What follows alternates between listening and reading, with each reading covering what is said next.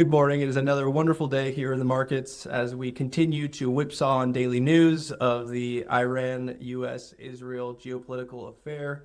Today we're seeing stocks rise a little bit, oil's dropping some, interest rates are dropping some, but the previous days were the opposite. So we're just seeing kind of a whipsaw back and forth depending on the news of the day. And until the uncertainty kind of fully shakes out, the likelihood that markets stay quite volatile is very high. We're going to continue to see if these peace talks actually have any sort of material changes that happen. But likely this is the very beginning. Probably in a few days, we'll start seeing more escalation and probably, again, some whipsawing back and forth in the markets.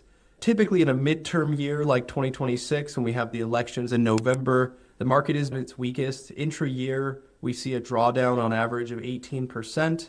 At this point, we've seen about half of that drop, meaning we've probably got another half to go.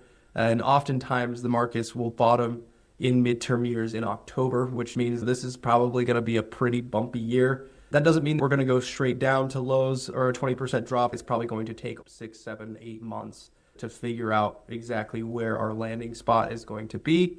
If you are in risk assets right now and you are nervous or you're feeling a panic over the current market conditions and seeing your portfolio drop, then you probably should be questioning if you are in the right allocation to start with, if you're in the right amount of risk given your situation and your emotional tolerance to sustain that. If you have any questions or you want a second opinion, that's what I'm here for. I'm happy to talk with you, learn about your situation and your plan, and see if we need to make any changes in the long term. Yeah, hopefully this is helpful. I'm going to continue to make some videos on the situation as it continues to develop, as it's probably the most important story of the year so far.